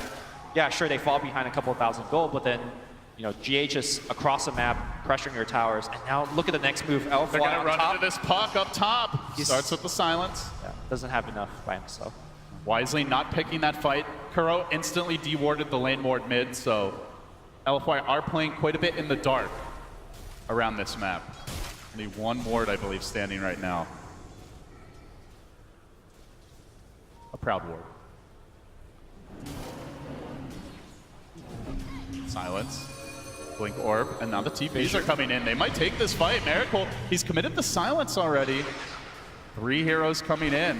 The Vest Bomb revving up. See a TP to that bottom shrine. Liquid continue to play this game of footsie, of keep away. Trying to poke and prod at LFY, but not looking for actual head-on fights, at least not yet. Yeah, I think a slow game also benefits LFY right now as the sniper gets completely out of control. I love the Medallion Lich pickup. You talked about how LFY does Roshan very slowly. Now they have the option to get a quick kill with the Lifestealer Bomb and then go right into the Roshan. Take even more objective. They're moving down mid. Bloodseeker, if he farms this next wave, could be caught. The smoke is there. It's actually broken on the Lich. They're now running forward, still committing for this. The Bear's already out of there. Liquid continuing to dodge these ganks for the most part. GH closing in on the Ags. It could be a painful time to lose him. But he hugs the tower for now. The Force Staff won't save him if the coil comes ripping through, and now the orb. Does he commit? Yes, they do. They get the coil. Silence as well, pushing himself back and away, but the raging Lifestealer chews him up, spits him out, and now the tower might just fall. LFY could be taking the last outer tower, sub 25 minutes. We've seen Liquid play these long, drawn-out games, Lumi, and prevail, but often it's from a significant advantage. Now they may be doing it from a significant deficit. They'll try to trade here. They're going to rotate 3 to the top side, maybe try and push that tower down, but I don't even know if they get it. LFY have all 5 alive, and they could commit to a defense, so perhaps LFY has their cake and eats it too. Yeah, the puck is probably the most important person to TP back. They are TPing, but not straight to the tower. They're lacking the coil for now. The Bear munching rapidly, looking to bring this tier 1 down, and Liquid are in position. Rolling from the sides, they commit the glyph, and now the Infest bomb forward, trying to bring down Matumba. On the side of this fight, there was an Echo. Commitment for Super, they take him down. They couldn't kill the Bear. They lacked the firepower. LFY, finally Liquid finding their opening, but can they deal with the Lifestealer? The kick comes through, slowing the Bear down. On the backline, Kuro got picked off in the chase forward onto Miracle. Monet chewing into it, but needs a little lockdown as Afu tries to deal with Matumba Man. They're biting off more than they can chew. Finally, they will slay Miracle, and now they want Matumba Man. In comes In Flame, grabs him at the buzzer with the Yule. Another kill for LFY. A 2 for 3. But they hold the tower, Lumi. 2-5, 7K net worth lead. Checking on GH. Normally his timing to finish the Force and Axe is about 21, 22 minutes. We're closing on 26, and he's only halfway there to the Axe. We're gonna see this fight one more time. They did pick off the Sniper, which is pretty good at the first half of the fight, but they threw everything on the Sniper. They committed the Echo Slam, they committed the Rupture, and without those spells, they just don't have enough to take the second half of the fight. There's no escape coming out from this essentially race car build from Monet, and they just chase him down. I'm still not feeling the presence of the Bloodseekers in these fights. So often the Lifestealer just mans up on him, rages, and just doesn't care about that silence, and Bloodseeker is not really able to be a threat. Like, when we saw Newbie running the hero yesterday, pretty much all the recent Bloodseeker games, he's been hugely impactful. I mean, the difference is the fact that there is a Lich in this game. His level 6 was delayed till, like, I think minute 11 or something. And even after he's got his level 6, the Rupture ganks, I think that was the second successful Rupture gank we've seen in about 26 minutes of gameplay. And that was a pretty risky maneuver by LFY. TPing into the Shrine, they knew Liquid had to be going for that aggressive push as they forfeited the tower bottom. All 4 heroes were missing, so they kind of knew what they were walking into, and they still took the fight. Yep. Well, we're closing in on a BKB on the Sniper. Once he's got that, I don't think he'll die in the engagement that he just died on, so. The way he died in that fight was he TP'd in, like, on the Shrine with 3 Liquid heroes behind him. If they're going for a siege, it's tougher for Liquid to get that type of flank off. You were asking me earlier, you know, what makes Super into a Superman status on the Sniper. I think this BKB will kind of tie him over to that point. But more than anything, though, it's about vision and his positioning. So far, I think Team Liquid has done a very good job in terms of the vision game, but I expect as LFY begin to siege these tier 2s and high ground, that they're going to have sufficient vision to make sure that they don't get ganked and flanked. As you mentioned, BKB complete. We can take a look at the items coming out now for both squads. DDC grabbed the gem, has the medallion, so Roach potential is ramping up. You can see In Flame well on his way to a Linked Sphere pickup. Great tool against the Bloodseeker especially. Monet, as mentioned, did grab the Deso, now an Assault Cuirass being queued up. So across the board, LFY getting their items, even the Blink on Afu, and perhaps the most important tool for them. They have another way to initiate with these Lifestealer bombs. Yeah, you're absolutely right. Normally, when you see a Puck on the map, you're like, okay, you know, we're safe to farm, because Puck is the most reliable way to initiate with the Lifestealer. And now, Afu, the way that he plays, he's constantly off the map. He's mostly hiding inside the trees. And as Team Liquid, you just gotta be afraid, you know, is it a Lifestealer and a They jump in, they find Miracle on the high ground, and they munch him. LFY, easy pick for them. That's a 60-second death timer on Bloodseeker. They could He has the buyback. They are pushing out this bottom lane. Just go Roche, right? But as you mentioned, Roche, right there for the taking. We'll see a Mask of Madness picked up here by Matumba Man. Now he's doing this into a Sniper, into a Lifestealer with the Desolator. Feels like a split push item, Lumi. Does not feel like an item that's going to let this Bear fight. Also, would not surprise me at all if Matumba Man wants to keep on split pushing. He's going to go for the Aghanim Scepter. If he's looking to fight more head-on, you know, building items like an AC would help out there. We'll see where he thinks this game is going to go to, but I'm leaning with you, LD. I feel like this is going to be a split push game for Team Liquid to come back on. Do you like them in that type of battle? Does their lineup, you have to keep her the light, right? You've got a hero that's really good in those spread out type of maps. Bloodseeker, in theory, excels when heroes are isolated, can be picked off.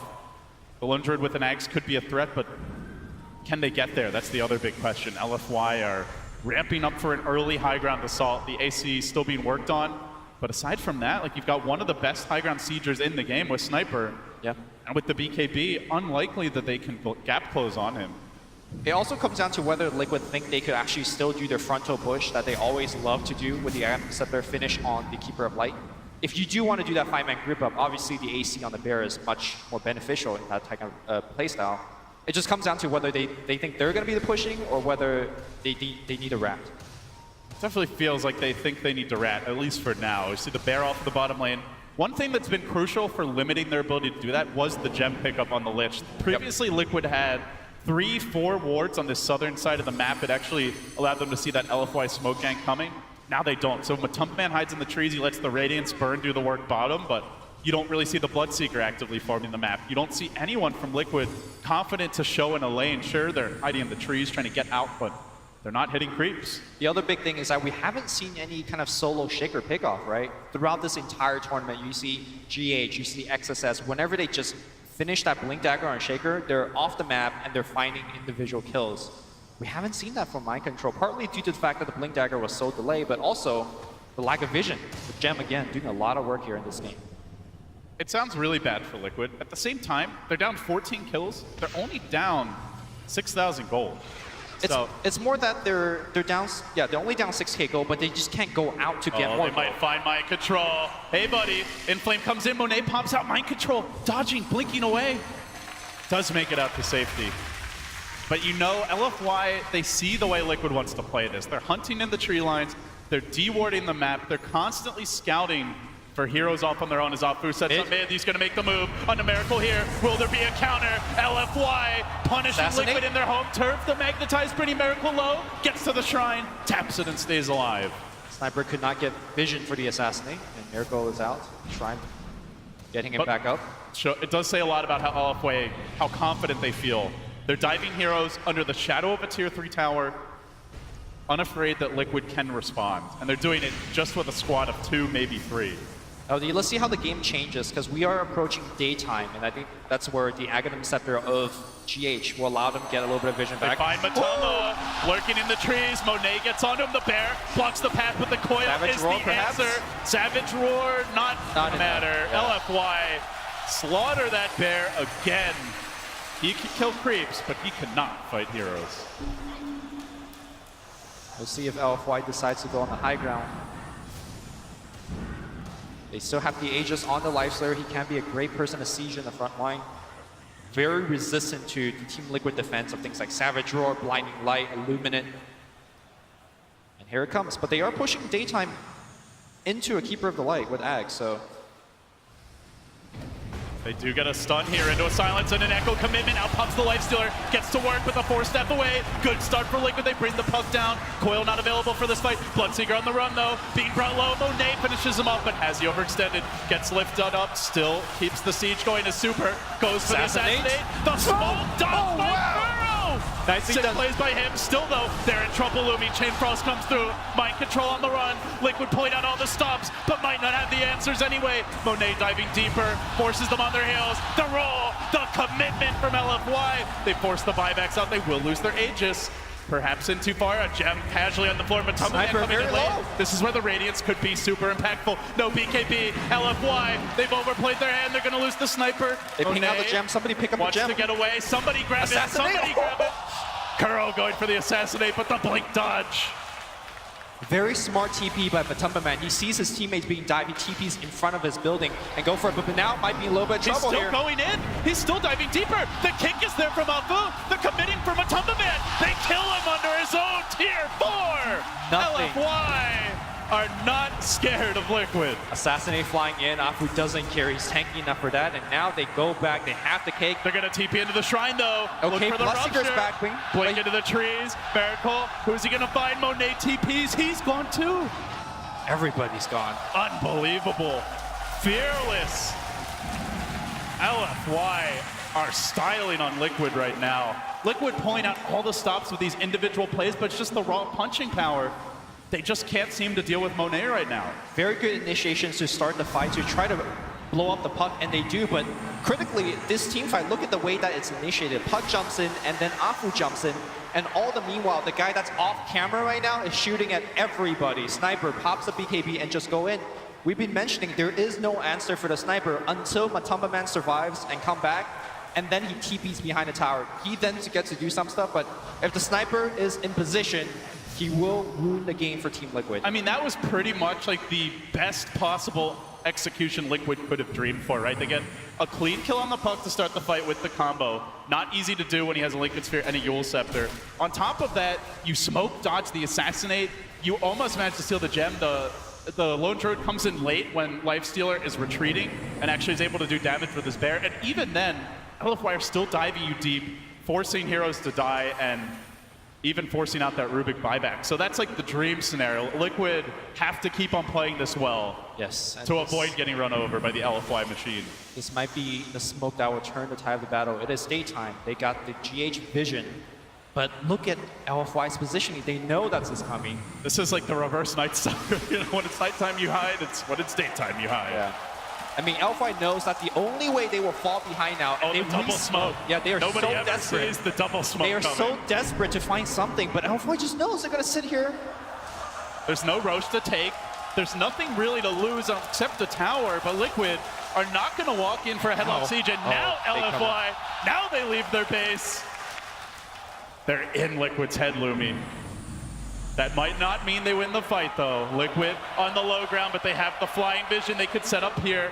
Look for the initiation. Who's going to get the jump? Afu has been the solution so often, but they actually head south. The climax, it fades away. We won't get that big fight yet. Back to farming. It is nighttime, and ironically, it's the time that LFY wishes for. You gotta keep in mind that the Dire pop double smoke, they are still working with a vision disadvantage thanks to the gem. Supports are super poor on the side of Team Liquid. There is no answer to Sniper. This Lifestealer is already getting to be fairly big. And of course, on the other side, Miracle has still been struggling. Sniper, if he wants to buy it, has an MKB. MKB is going to be fairly important when it comes to playing against Blinding Light. You've got a Halberd to worry about this game. You have the Blinding Light, as mentioned. You have that Radiance, so it's a pretty important pickup, as you mentioned. Although, you know, more than even all a of these, Solar Crest on the Bear. More than any of these items, though, still, it just comes down to position, right? Because Vision and Initiation. Yeah. If you just get ruptured as a sniper, then suddenly your game gets really hard. They're hunting Kuro. Bullet dodged. They are going to pick up a gem. And one thing that was really a crucial part of that last fight, where we saw a ton of sick individual plays in the combat, was just the fact that LFY got away with the gem. Yep. So they held onto it for DDC. Liquid would have loved to be able to deward the map, maybe gain vision supremacy, but now darkness falls again, and LFY start to move in, and you can really see this yin and yang of the mid game, where when it's daytime, LFY are going to play safe, especially if Roche is not up, and when it's nighttime, that's when they get aggressive, and that's when they roam looking for pickoffs. Mind Control seeking these individual solo kills, just waiting for somebody to be farming these waves. And he might get it here. Puck rotating in, but he gives up his positioning here by the fissure. Simultaneously, the split push continues with Matumba Man. And he does have that point booster, so he definitely is going for the Aghanim Scepter build. Ags Mask of Madness, and we have seen Liquid, if you go back to game 2 yesterday where they advanced the lower bracket finals, they lost 4 heroes in the team fight and they took a lane of Rax, and basically that was the trump card that won them the game. So this is a team that knows how to win by dodging fights, by baiting you into fights and going for key objectives. LFY will constantly have to remain vigilant that they don't give up any freebies, but they have tier 2s, Lumi, at least mid and top. So options for Liquid to go for that split push, that bait of sorts, are fairly limited for now. And I feel like every second that this game goes on, LFY is just getting a little bit more from the map. Roshan spawns, moves C quickly, LFY demolishes it. And now this is Aegis and Cheese. Cheese most likely going towards Super. Maybe just grab the Aegis, Monet the Cheese. No, Monet will grab the Aegis. Either way. Cheese to Sniper. Extra lives for the cores, and LFY still all according to plan for them. They haven't managed to crack this Liquid defense fully. They constantly hunt through the tree lines, searching for the Shaker, for the Lone Druid. Even killing the Spirit Bear is a nice consolation prize for them, but you can see Mind Control just digging his way deeper, tunneling through these trees on the left side of the map. Always trying to stay invisible and just looking for openings. Even a kill on a Lich could open the way to potentially do a bit of split pushing. I mean, at the same time, he also has no vision, right? So he's kind of sitting in the trees blind. You don't want to send your base because then you're just doing nothing. But he's kind of doing nothing in the tree. But hey, if you're in the tree line, maybe that nothing turns into something. Okay. I mean, the cup is half full, I suppose. Still in flame, hunting, hunting, hunting. Not gonna find GH though. Meanwhile, mind control, he pops out top. Game of cat and mouse here. And I do believe, again, Team Liquid dodges yet another very dangerous phase of the game. It is daytime soon, so maybe now they go for yet another smoking. Smokes are a precious resource in a game like this, and that was why it was kind of important to note that Liquid blew 2 in that last venture. Normally, you won't see that kind of commitment. Yep. Also, I would say adding to that list, scans are very important as well. When you have so many people hiding in trees. In the late game, you look a lot at buybacks and item pickups, Aegis and Roche as being crucial. I would say this part of the game, the smokes and the scans are probably a bit more important in most cases. And maybe even the number of wards, you know, in your shop. And the gems to go along with that. Any kind of way to get a positional advantage, vision advantage.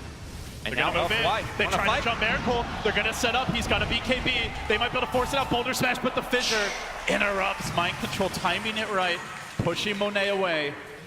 And they'll get that Bloodseeker back to safety. But you can see 2 of these lanes are shoving in, and LFY can siege very deeply tucked behind his team. Super can begin to chip from low to high. Monet, he thrashes this tower, rapidly brings down a quick snipe. Dagon is up on the puck. Didn't even have to use it there. That was Rubik has no buyback. This is a pretty big kill. Yeah, very good snipe on the Rubik because he's just so Shrapnel. Shrapnel is fairly annoying against a pushing lineup. So they get one. They're going to rev up for a follow-up Infest. They're going to TP away to bottom lane. Maybe they just go for this bear kill. Would be a juicy one. They pump the lifestealer out, kill up these creeps, rage onto the bear. And this will limit the split push if they can finish it down. Eldoge with the Savage Roar. Shakers on the chase. Flames committed. Meanwhile, they are hunting for heroes. Super gets up to low ground, or up to high ground and away to safety. Yep. Again, that is what Liquid want to do. They want to pull LFY apart, spread them out, and then find openings. The gaps in the armor. There are no gaps in the armor right now. You got Frost armor. It fills everything in. You'd think Liquid would be masters of it, given their name and all. So far, it's not proven to be the case here. Also, we're getting to a point where, as we see, Team Liquid has to worry about the bear's survivability. There's way more than enough damage to kill the bear over and over again. So this split push game plan is very safe. At the same time, the bear is, 300 a pop whenever it dies. On a very long cooldown as well. You kind of look at it like we're going to feed the bear. It's about limiting how many times it dies and trying to push as much as possible. Right, and how much time you could delay with the bears. It's a min-max problem, but you accept there will be some deaths. Yeah. High ground temp, number 2, this time with the double damage. They try to hold the line here. The bear is off split pushing. The tower drops rapidly. Ping him out. Moving in on America with the BKB. The Echo commitment with the sniper. BKB. Counterplay now. He's still getting the cheese. The courier dies, but more importantly, Matumba Man might fall. Pushed away. Chewing forward. He's got cheese. Monet gets Savage Roar back, but Afu. He's committed to this. Blinks in. Assassinate. Looks for the kill. Oh, get it too. Back for the melee. No, they want more. They bring down a few. Liquid scrambling the buyback. Sounding the alarm. The base is under siege, but in the top lane, the bear is split pushing. It's going to take the melee. Liquid will get a Rex of their own. Can they hold the line? Melee is still up for Liquid. This might actually be a win for them. Elboy need more kills. They need to get back soon. They got to commit to something, Lumi. Monet's going to take a melee in his own right, even through the backdoor protection. So 1-for-1. But the bear drakes creeps bottom, and Liquid got a whole lane. How are they doing all of this? Finally, the TP comes out. The bear could quickly retreat. He's almost got another tower. Yeah, he's going to get a tier 3. And now TPs, they're going to stun up the pump. He won't get back. Doesn't have it. Now the tower down. The Savage Roar and retreat. Liquid again and again. The rat tactics are working. They might get more. They're going to get the sniper. They are going to get the sniper. Puck is on the retreat. He's very low in terms of mana. Kuroki trying to lock him down. Into the trees. Do they know? Catch him. No they need vision. No they gotta vision. do it blind. They assume he made it to the low ground, and Monet is lurching forward under a dire ward. Shrines are now opened up. How does Liquid keep on pulling it off? They're down 21 kills. They're down 11,000 gold. They can't fight head on, but somehow the base trade was successful. Wow. Split push from a Matumba Man. We said that might be the way to do it, but We didn't really think that he was going to do it.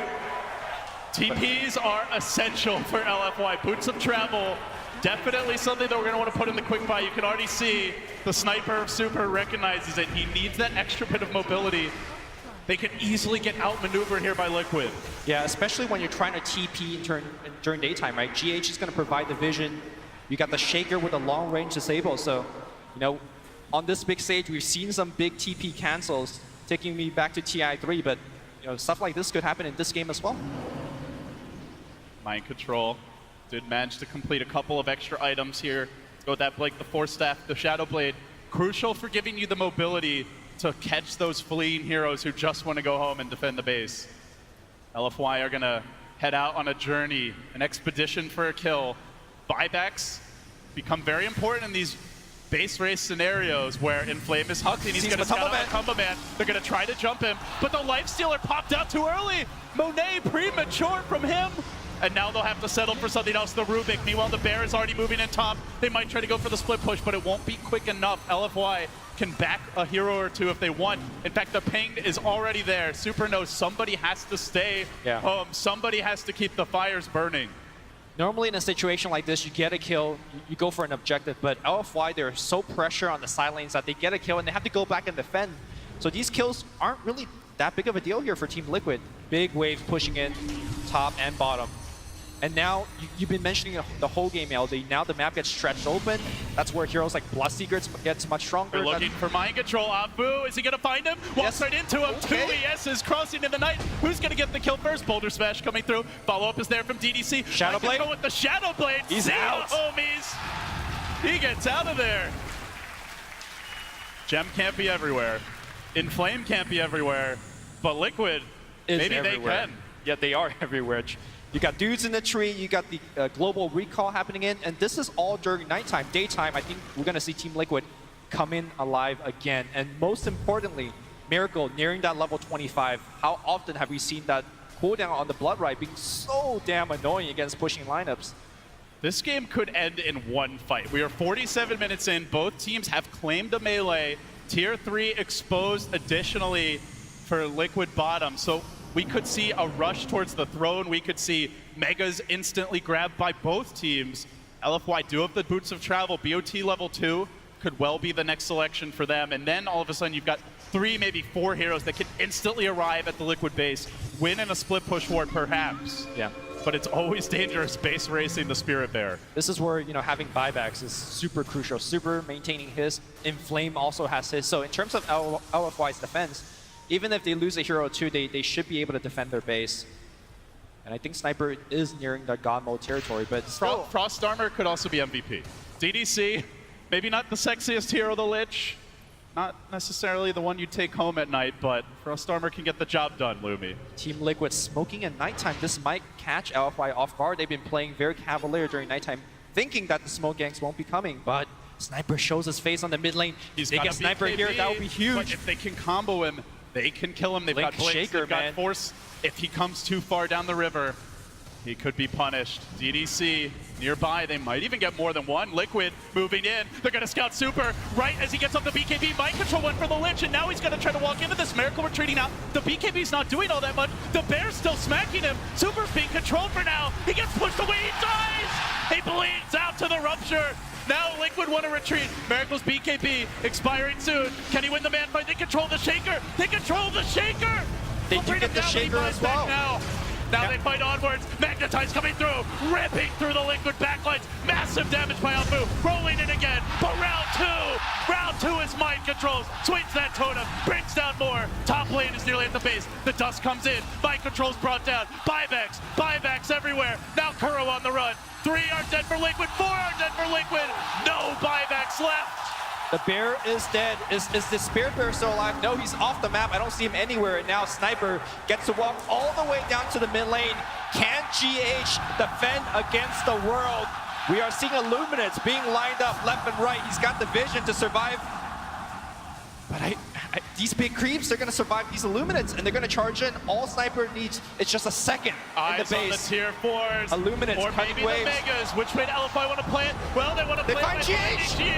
GH, he had to be a goddamn hero. He'll try. Down to the low ground. Sniper's still chasing him off, but with the commitment, Again, somebody to illuminate, but cutting him off at the Assassinate pass is the pump. And now it's on to Structures. They're going to have a solid 30, 40 seconds before any key heroes respawn. It's just Kuro on the lowly Grand Magus. Impoverished as all hell. LFY, they dealt with the split push, and now they look for the tier 3 bottom. They look for the lane of Rax. The Rage is being brought down. The melee also slowly falling. LFY, they want the world. They've gotten one lane. They're going to get two. They might not end the game. They're not trying to go for the throne here. But they get that much closer, Lumi. They get that much closer. During that time, Liquid never got to execute a split push play. They never got to go for the rat tactics. They fought LFY head on. And now coming into the next fight, LFY 2, maybe 3 buybacks up. We're going to watch Liquid, this team fight one more time. You said the BKB on the sniper, and he really didn't do that much. He got ruptured, but he does have BKB and the buyback and the BOT to get into the fight. And they still have the ability to get back in this fight quickly because of the BOTs, like you mentioned. Shrines are down right now, so that mobility is essential. Also, critically, Matumba Man committed his barrier into this fight so that when he does die and the bear does die, there is no split push. Sniper comes back in on the second half of the fight.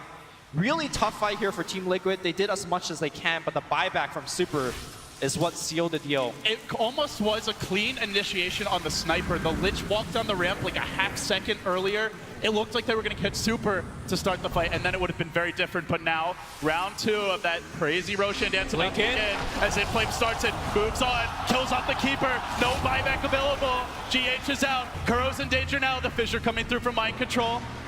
LFY looking for the reset, but they've gotten more. Kuro will fall, and now Miracle on the run. They ping him out. No split push, no rat, just a TP away. Miracle will make it home. But now Roche is going to go to... BOT's Lumi. BOT's coming out. Okay. It might be all in for Liquid. Go for the trade. Go maybe straight for the throne or the Megas. They're going to be down lives here. I think it's so tough. If you don't kill the sniper, he will be able to defend so easily with shrapnel as well as, you know, just natural range. And he's going to get the Aegis off of this. Super had to buy back in the last fight. His team should give him the Aegis. He does. Also, I want to mention this is one of the few cases in a puck game that you see him get 25 and he doesn't get the plus 420 GPM. We're going to see the illusory orb distance as well as speed. I mean, this game is all about the fights. It's all about catching. And mobility. Yeah. Just getting back to that base a split second quicker, catching a hero, and hell, catching a bear. They'll trap him in the night, and they'll look to bring him down. Monet chewing through El Doge, tasering the poor guy down. We've seen Team Liquid struggle back from bigger deficits, but this one is... They might find another. Mind Control, creeping around. He's got the night is dark. The night is full of terror. Of Chain Frost. All right, he's out. But He's got Force Control will Stab. dodge. He's got Blink. He's got the gem, so he should be okay. And now, systematically... Look at this. The anti-Tinker wards have been out for LFY. They might just keep that going, Lumi, as the game grows later. Yeah. It's been out for a while now. Yeah. And that's really how they should be looking to play it. Constantly try to find heroes. Hell, the bear hiding in the trees. 40-12, and Liquid are still somehow not out of it yet, but they might be on their last breath now. Coming in for the siege is LFY. The lanes are pushed fairly well in all 3 sides, but the bear is doing the work bottom, and that is the exposed lane. Yeah, you gotta be careful. LFY might need to send someone home soon. The BOT's on cooldown for the puck. This is gonna be a very sniper has slow it, push. but doesn't want to use it. You got Illuminate as well as Blood Rights. The bear's coming in quickly. Yeah. They're pinging it out. They know it's gonna be here, and they've actually walked the puck home. He get BOT back. They want to gank that bear, get the Megas, and not give anything up. And if this bear dies, they won't have a bear for at least 30 seconds. Could be enough time to just end the game. They recall back the bear. They bring the bear home, but that also buys them time. They could try to wait out this Aegis. I mean, look at Super. He's just struggling to push. He eats the Luminance. He eats the Blood Right. He gets his Shrapnel stolen. I just don't think LFY could breach the high ground like this. They need to wrap around, make a play. The bear shows on the mid lane. They scout it out with the ward. Can Puck find him? Bleeding Puck now. jumps in. They found him. No, he pulls it back. Get out of there, Matumba Man says. It's not safe. Fast reaction. Pandas are endangered. On that recall, and Sniper still working on this building. He's been here for like 2 minutes. They're still hunting though. They're still pushing the bottom lanes. It's not going fast enough. LFY, this could be the time for a full committal. They push him back, ruptured up. Monet gets back to safety, throwing in the urns. Super doing the slow, but steady work from the low ground. Still has that Aegis, still has the Satanic BKB, has lots of extra lives. Mind Control might have to jump, the Bears back bottom. Liquid, just keep the yo-yo action going. Slow it down, split push it up. Don't let LFY come. Illuminate spam, shrapnel spam, towers down below half, the siege continues. It's getting low, they might have to make a committed jump soon, and Monet surging in again, trying to force the issue, banging on the tier 3, he'll bring it down, one more hit, the sniper does it. And they've also got the puck back. LFY playing this right so far. They have not made a mistake since that early split push. 55 minutes in. Keeping an eye on the buybacks here. There's 4 for LFY, and they've got the Aegis. Liquid only 2, but several of theirs gonna cool down soon. They've still got this one lane top blooming. That's all that stands between LFY and Megas. Critically, Sniper also has ramped up to Satanic, so try to kill this guy 2 to 3 times in a row. They can control him very well with things like Savage Roar, with the fissures. They're trying to get the bear again. They saw it head into the jungle. That bear is elusive, man. The Mask of Man is coming in big right now. He's even going Deso. He is all in on this split push, but for sure. He's all in on the hero kills. Worming his way through the trees, actually painting out Mind Control's exact position, almost like he knows he's there. Could roll in. He jumps forward. Creeping in the night. Afu, the pride of Southeast Asia, looking for the opening, but it's actually a flame. He gets in there first, and he catches enough. Monet moving forward. They get turned back for the racks. They get turned for objectives, focusing on El Doge, but they're buying time. They push Monet around, into the Echo, and into death, but still, Inflame answering back, blinking it with the silence, looking for more. The racks are being sieged. Liquid are not split pushing. Liquid are not split pushing. The bear now, all that's left. They commit. They commit. They will lose the sniper. He's coming back for round 2, though. Still, they haven't taken his racks. He's got BKB. Liquid are holding. BKB activated, and now he's gonna go right on everybody. Super cannot be controlled. The bear, that's the second line, and get the bear. The fissure, now the follow-up silence. They might bring him down. Can they slay the beast? They kill him. He's got buyback. 2 minutes on the sideline. Miracle needs to get the hell out. So low. Afu rolls him down. Everybody buys back, and their mothers too. Miracle's back in the game, fighting that sniper under the fountain. He's gonna get left into the fountain. Chaos. They're in the fountain. Sniper is dead. Satanic. Can he actually come back? He's alive. He's in the fountain. Oh my God. Rupture. They might want to go back the other way. Liquid not out of it yet. Miracle with the blade now. Oh my he God. can die back too. He fights on. Liquid can do it. Everyone's buyback's out. Everyone's still teleporting Puck's back coming in. back in. They're not over yet. Gets the coil. Gets Miracle. Glimmer. Where are the gems? Somebody save Miracle. Oh my God, fast kill. Hiroki, they want the Rubik as well. Diving forward. Great Meg is down. 4 are dead. All that stands is the keeper of the light. GH, gotta be a goddamn hero, but the base in shambles. The tier 4's being sieged. They're going for the tier 4s. Trick. Every last stop got pulled here for Liquid, and still, LFY, they're prevailing now. They're gonna take the tier 4s. The throne is all that's left. Liquid, they poured their hearts out in this game 1, but the game is LFY's. There is no way. They're gonna make their best Savage Roar. The kick for the stun, blinding light cannot be casted. He's silenced. The throne is down. Unbelievable. Sensational showing here. LGD, forever young, stayed, I wouldn't say cool, calm, and collected, but just enough, Lumi. Liquid tried to drive them to the brink of insanity, and they survived. Credit to Team Liquid, despite being down so much, we still see the Matumba Man, Aghanim Scepter Bear able to actually claw back Elena Rax, another tier 3, and just put the fear into LFY, but was not enough, man. Was not enough. This entire stadium was on their feet the last 10, 15 minutes of that game. They were all in, and so were Liquid. 48-17 the final score, but it didn't feel that one-sided at all. It didn't at all. Also, that was so many BOTs in that game. The puck getting the Lucher Orb, that was so clowny. The stolen coil, it was a smoke dodge from the Rubik of an Assassinate. Like, every last stop pulled out by Liquid. They need a better start. They do. I feel like the Miracle Bloodseeker just got neutered super hard in the early game. He did have his huge impact as he turned level 25, but they are smiling. They still look confident even in defeat. Can they bounce back? LGD Forever Young lead the series 1-0. The legend of the bear almost backdooring Team Liquid into a victory. And time again, Puck tried to track the bear down. It didn't work, and Team Liquid almost won an insane game. LFY showing why they deserve to be here on the final day. And I mean, we're going to start right from the beginning of that match where LFY immediately took control. Purge, I know you got a lot to say about the early game. I'm going to pass it right to you. Yeah. Beautiful, beautiful opening game by It really LFY. was. I thought coming into the match today that Liquid would have the better setup with their drafting. I thought that they were going to have this figured out, but I actually think it was LFY that had the advantage here. And the reasons being is I believe they think that the two important heroes for Liquid are both Bloodseeker as well as the Necrolite, which they ended up banning in the first phase. So those are the two heroes that they had to play around. They also grabbed a Lich to ensure that one of their lanes was going to go really favorably if they wanted to shut somebody down. But the really big hero for LFY that really solved all the problems is Lifestealer. He matches up very well against melee heroes. He does well late game, and it basically gave them this really nice laning advantage. If we look at the other ones, the bot lane here is pretty much a wash for both sides, and the mid lane pretty much a wash for the mid lane. But in the off lane for LFY, basically the safe lane for Liquid here, it's very easy for Bloodseeker to trade against Lifestealer, and that's because every single time that he hits him with his Feast skill, it's going to lifesteal Lifestealer, give him some health back, and make sure that he trades always better than Bloodseeker. So Bloodseeker normally good at laning like Necrolite, good at getting hero kills later. He got shut down in the early game, and it put Liquid in this really weird position. They had to get Midases because Bloodseeker wasn't going to be able to contribute very well to the match otherwise because he just doesn't match up against Lifestealer. And the other problem is Lifestealer even matches up well against the Lone Druid, so it just put Liquid in this really bad place for a long period in the game.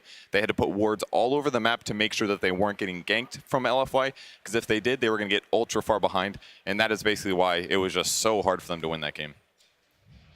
Yeah, I mean, we honestly thought that we were going to be coming out here at 25 minutes because Inflame on Puck just kept getting every single character that was hidden anywhere got snatched up.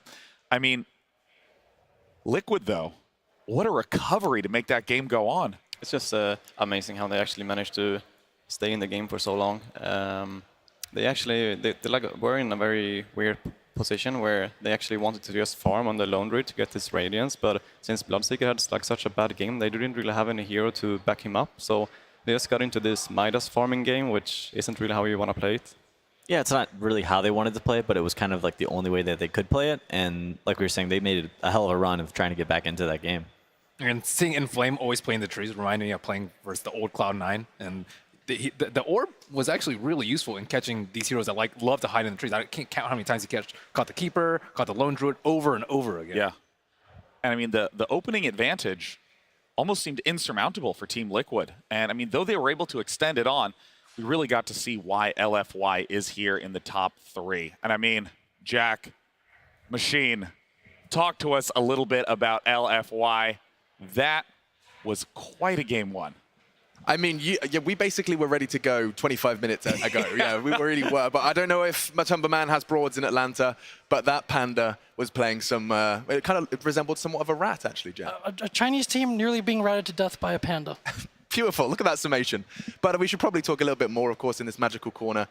First things first, it's kind of getting a read, the consensus, general consensus across the board of their read on Liquid as well as LFY. Well, most people that I asked, whether it's panelists, casters, or fans, were like, Liquid's unstoppable. They're just going to own everyone tomorrow. And the reason for that is partly because there's a superstition about, in Chinese they say it's milking it, giving it nai. It's like you talk something up and then that ends up becoming like a caster's curse or a jinx. And it becomes the poison milk. So they wanted to avoid giving the poison milk and, of course, saying Liquid's going to own everyone. At the same time, though, Liquid does have a pretty big following in China. They've won the last 2 tournaments there on Chinese soil at Star Ladder. Obviously, Miracle is like a global star. And then there's cool nicknames for some of the other players, too. Kuroki, very well respected. K-God, one of the original Dota 1 stars. And then you've got GH, who was known as Go Home.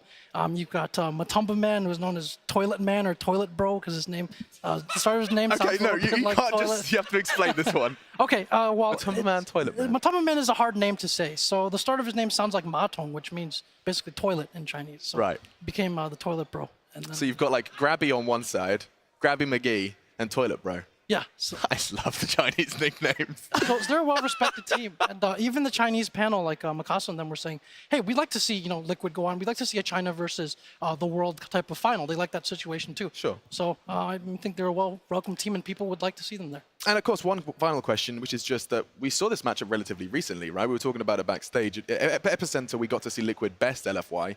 So my question is, have you heard, of adjustments that they've made coming into TI? I think if you see from the bans in the first game, like Liquid are a team that use lane pressure better than anyone else. And the heroes that were banned, I think it was Necrophos, the Broodmother, and the Necro.